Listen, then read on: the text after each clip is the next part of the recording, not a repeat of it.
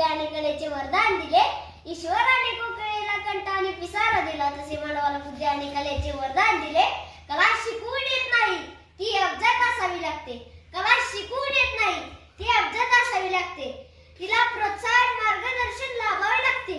मग आपल्या अलौकिक एक व्यक्ती यशवंतराव चव्हाण यांच्या प्रतिमेस कार्यास वंदन करून सन्माननीय व्यासपीठ, आदरणीय गुरुजन व इथे जमलेले माझ्या बालमित्रांनो, आधुनिक महाराष्ट्राचे शिल्पकार यशवंतराव चव्हाण यांचा जन्म 12 मार्च 1913 रोजी सांगली जिल्ह्यातील देवराष्ट्र या गावी झाला. त्यांच्या आईचे नाव विठाबाई व वडिलांचे नाव बळवंतराव होते. त्यांचे वडील लहानपणी वारले.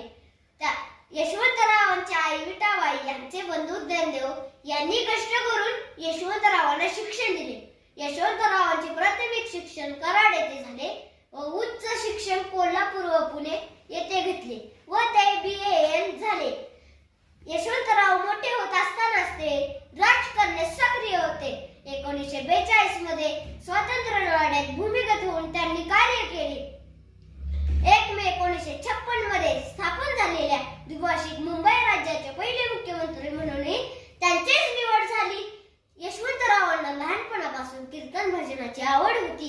पुढे त्यांनी गांधीजींच्या असहकार चळवळीत एक सत्याग्रह म्हणून उडी घेतली. तसेच लहानपणी शिक्षकांनी यशवंतरावांना प्रश्न विचारला, यशवंता तू कोण होणार? यशवंतरावांनी उत्तर दिले की मी यशवंतराव चव्हाण होणार. 1 मे 1956 मध्ये स्थापन झालेल्या द्विभाषिक मुंबई राज्याचे मुख्यमंत्री म्हणूनही त्यांचीच निवड झाली.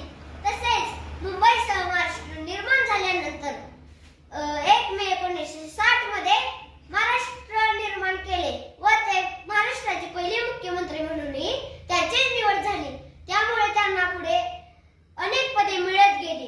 त्यांना दिलेली कामगिरी ते खूप छान प्रकारे पार पाडत होते.